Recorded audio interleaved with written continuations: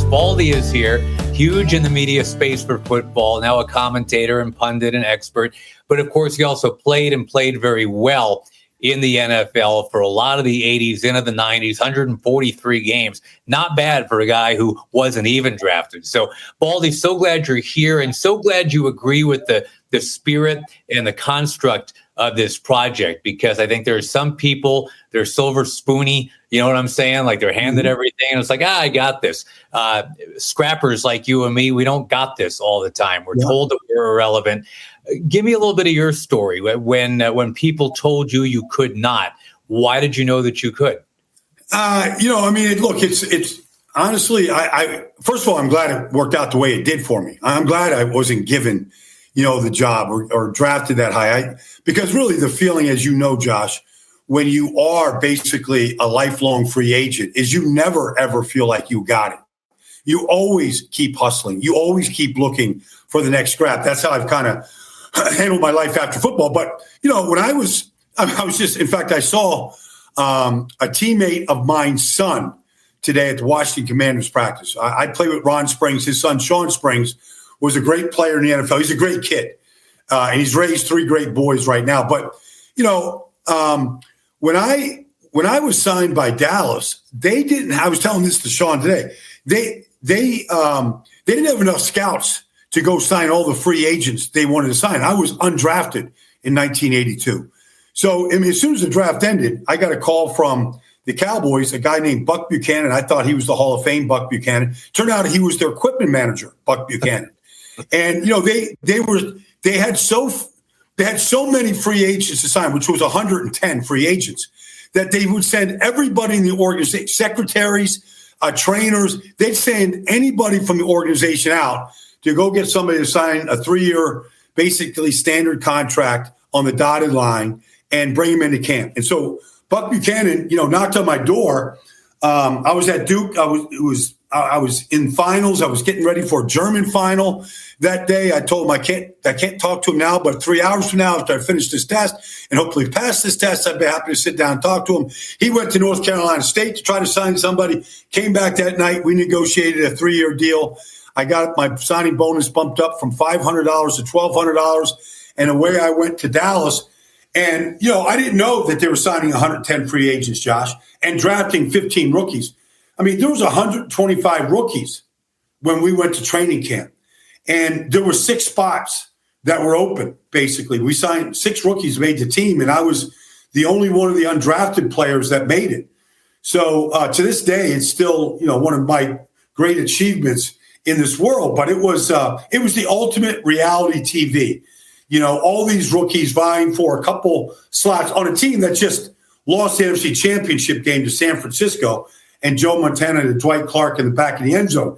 So there was a lot of bad taste in the mouth from Tom Landry and the veterans when I came on board that year, and they were determined to make camp the hardest camp ever to get that taste out of our mouth from that awful defeat of the 49ers. Whether it was the legendary Tom Landry or one of those veterans, were there guys there that took an interest in helping you overcome those incredible odds, or did you feel like it's just me? I got to do this all by myself. I thought it was mostly me, Josh, although I will say this. The veterans, it's 3 weeks. It's 4 weeks into camp. It's like it's Groundhog Day. It's 2 days. It's conditioning. It's never ending. We're there for 6 weeks. And I remember we used to have a team meeting every night. We'd start at like 7:30. We'd go to 9:30. So I'm filing into the meeting. We'd have roll call, and we'd go through it all. And I'm coming into one of the rows, and we had a Hall of Fame defensive line coach named Ernie Stautner, who's coached our defensive line. And Ernie is what was an incredibly well-respected man in that organization. And he was coaching, Doomsday, basically. So, Randy White and Too Tall Jones and, Harvey Martin, the whole group. And so anyways, I'm coming in that night to the meeting, and Ernie just, with one of his big paws, just grabbed me. And he just said to me, nothing more than this, Josh. He said, they're talking about you, kid. Meaning the veterans. I was getting their attention. And, I can still Ernie was Bavarian. He spoke with a thick German accent. I can still hear those words in my head whenever I have your question about self-doubt. Whenever I have those feelings of self-doubt, taking on a new enterprise, trying to get this done, blah, blah, whatever it is, I still hear those words. They're talking about you. Like, wow. It still resonates inside of me. You played a position, obviously, Baldy, that is by its very nature somewhat irrelevant. I mean, from the stands, you don't notice offensive linemen. You just don't. But it's a very relevant job. It's a super important job. How do you reconcile that? How does an offensive lineman deal with that mindset of, hey, I actually know the most of anybody except maybe the quarterback on this entire field, but you don't even know my name? Well, I'm trying to, in my Baldy's breakdowns and some of the things that I'm doing in the NFL now, I'm trying to shine a spotlight on that position. And guys are very thankful for it. But even guys like Deion Dawkins, I mean, he really pushed for, the Protector of the Year award. They're not going to give it to an offensive lineman, maybe an offensive line as a group. But, we were always kind of told, like, look, just sit in the corner. You're that boring person at the party. Nobody's going to talk to you. We used to have a fine jar for any offensive lineman that would talk to the media. Like, you had to put money in the jar. Like, we understood our place. We knew that everything rolls downhill to the offensive line. We know that we're going to get the brunt of things when your quarterback doesn't play well, the running back doesn't have a big game. We know it's going to all be put on us. So we don't mind, actually, if somebody doesn't talk about us, because normally when they do, it's usually about a penalty or something bad. So if they're not talking about us, it's almost a good sign that we might be doing something good. Dallas Cowboys from 82 to 87. You hop over to Indianapolis in 88, signed as a free agent as the lightest member of their offensive line. Now, I mean, you obviously are a powerful dude and your IQ is unbelievable, football-wise and otherwise. But is that something to overcome? Just when they list numbers and it's a weight and somebody's going down a list and yours is the one that's at the very bottom, does that do anything to you? Well, like I kind of prided myself. I actually started at all 5 offensive line positions at some point in my 12-year career. And, I never weighed over 300 pounds. Those guys really didn't come on board to the mid-'80s, and I started earlier than that. So, the guys started getting bigger and bigger. I think I eventually got up to maybe 290, but that was still on the light side. But I always kind of prided myself on being a great athlete. I was a good basketball player. I could play racquetball. I could play any sport. I always pride myself on being an athlete first, kind of an offensive lineman second. And so I used my athletic ability to position myself to, whatever I had to do to, like, get the job done. Like, I felt like I had all the, I had good hand strength. Like, I was a smart guy. Like, I knew how to use my body to the best of my ability, even though I didn't have some of the natural size that, obviously the guys have nowadays. But even back then, I was considered, undersized. But you have to find your other strengths, Josh, to overcome it. That's what I felt like I did. And does that have permutations to what you do now, whether it's Baldy's breakdowns or the great work that you do on actual game day when you're calling a game for Compass or on TV? The fact that you were able to kind of see around corners and document some things that maybe other people wouldn't think of right away. I always feel like this, Josh, and no matter what I'm doing, in this second act of mine, announcing games and doing NFL media stuff, like, nobody's going to out-prepare me. All right. They're just not going to do it. Nobody's going to watch more film. Nobody's going to talk to more players. Nobody's going to take more notes. Nobody's going to ask more curious questions, whatever. Like, I'm just going to build. I was told when I first started at Fox by one of the producers there, and he just said, yeah, you better get to know the top 10 players in every team, because those are basically the 10 guys you're going to talk about in every broadcast. And for that, that sounds obvious, but it's hard to go because the league is constantly turning over. So I'm out seeing, 14 training camps this year, Josh, and getting to know the new guys, talking to Jaden Daniels today, talking to Bobby Wagner today. I want to know as much about that team. And if Dan Quinn sits down in a chair next to me like he did today, like, I don't want to I don't want to not know every single thing there is to know about that team when I'm talking to that head coach. I feel like that's a lack of respect for the players and the coaches that, spend their whole lives trying to perfect the game. For you personally, Baldy, I want to go back to your time in Indianapolis. There was a guy by the name of Chris Hinton that was there when you were there. Yeah. And in fact, I think you even started a couple games at left tackle in his place when you were in Indianapolis. But you're a Duke guy. He's a Northwestern guy. Two cerebral gentlemen able to kind of chew the fat about, I'm sure, more than just football. But do you find that some of the better all-around players are guys that are well-rounded and can speak on other things besides just the position that they play?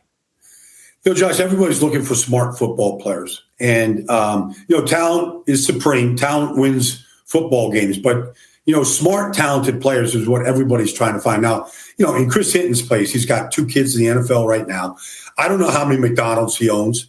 I don't know. I lost track. This guy's he sold his McDonald's. He started another food chain. Like you just knew when Chris was playing that whenever the football, and he was the first player in the NFL that made over $1 million for an offensive lineman. He broke that barrier, but he was easily the most talented offensive lineman that I ever played with. And, the game was kind of easy for him, but, his success outside and beyond football never surprised me. But I think from the outside looking in, we probably don't think football players are that smart. We put them in a category. It's just not true. Like there's just so many incredibly intelligent men that play this game and go on and do great things outside of it and afterwards that I don't think we spend enough time kind of putting the spotlight on those guys. I'm curious too, Brian, a lot of us have what's now being referred to as imposter syndrome. We walk into a new situation. We feel like a bit of a fraud. We don't belong here. It takes us a while to get going. I go back to working alongside Chris Hinton. Here's a guy that was number 4 overall pick in the draft. I mean, a very number 1 round kind of guy. You were not drafted. Then you get into the broadcasting. You're working alongside Pat Summerall. You're working alongside Dick Stockton and Joe Buck and Kenny Albert. So in any of those situations, is your mind blown or do you have that inner peace and inner confidence to walk into that situation and say, I'll figure it out? Yeah, it can from the initially be overwhelming. When they told me I was going to work with Pat Summerall, like I was a little bit not intimidated by Pat because he was such a gentleman, but he was with John Madden for 20 something years. I mean, that was the greatest announcing team of all time. Like, I don't want to disappoint Pat. Like, he's used to working with the very best that's ever did it. And so, that from that standpoint, you're a little bit unsure until you know that it's going to work. I will never forget, like our opening game was in Washington. It was Steve Spurrier's first game as a Washington back then Redskin head coach. Oh. And we spent the weekend. Sonny Jurgensen came by to say hello to Pat. Everybody would trip over themselves coming to the booth to say hello to Pat. And I just remember, like, I'm sitting there. We're getting ready to do the open. We rehearse those things, Josh, as you know. And we're rehearsing, and Pat's just eating some popcorn there. He's dressed to the nines in a nice sweater and a jacket. He looks impeccable. And we're in the countdown. The producer's in our ear, and it's 7-9, 7-6-5, and we're going to go kick off the season. And at about 4, Pat leans over to me and he says, Baldy, are we starting with the Redskins or are we starting with the Bears? Just like that. And I said, we're going to start with the Redskins, Pat. And just like that. And we see a scenic of Washington, D.C., and he just simply states, Washington, D.C., a great American city. And then we just went, and it was really one of my more memorable years because I just sat back and listened to the stories. Went to eat chili where Vince Lombardi ate his lunch every day in Green Bay. So every place we went, I felt like we were walking in, the greats' footsteps with Summerall. So, but to answer your question, Joe and Dick and they're all great in their own way, but they also understand, like you did, Josh, and like you do, what their role is. Set up the analyst. It's the analyst, it's an analyst position.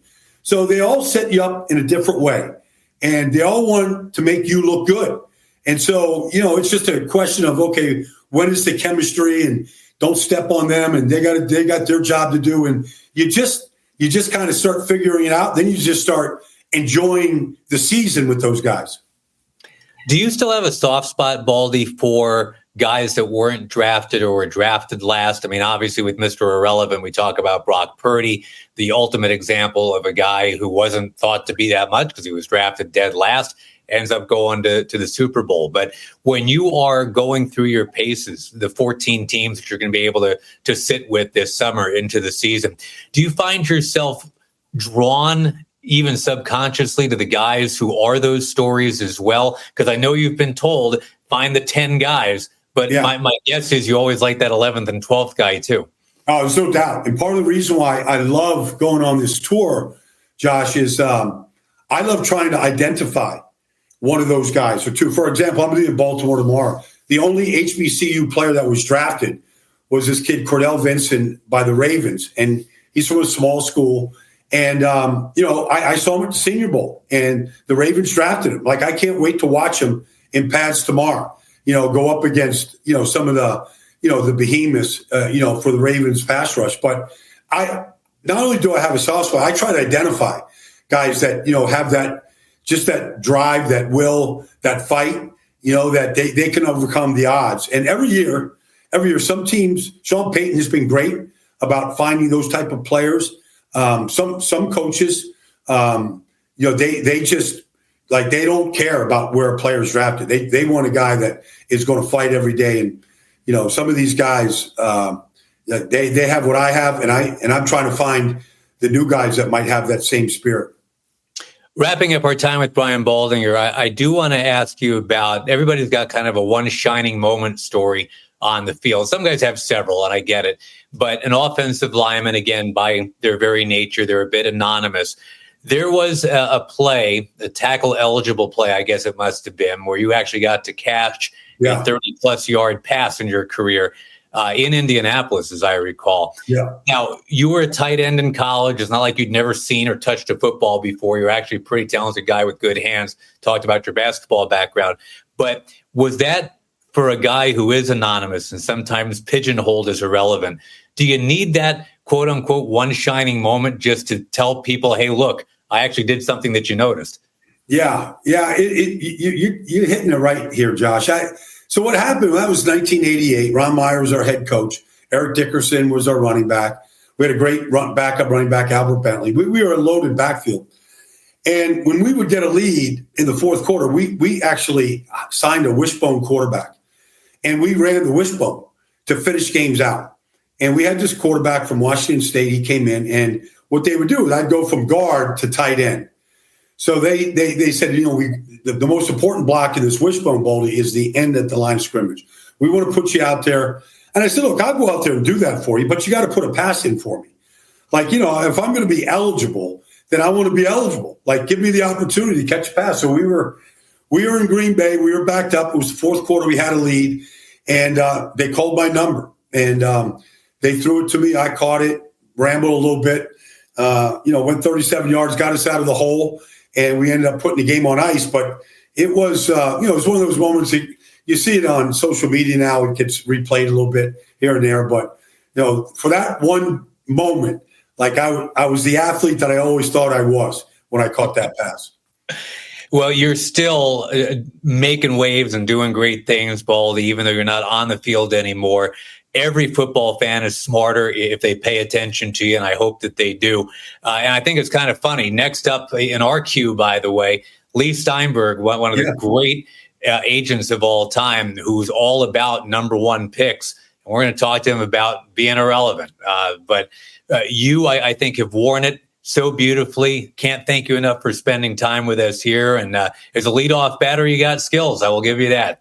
Thank you, Josh. Thanks for setting me up, man. You did your play-by-play duties here, man. Made it real easy. Put the tee in the ground. I just took a couple swings here. Thanks for having me, though, Josh. I appreciate you. One of the great guys in all of sports. Brian Baldinger, everybody. And thanks so much for tuning in. The Mr. Irrelevant podcast.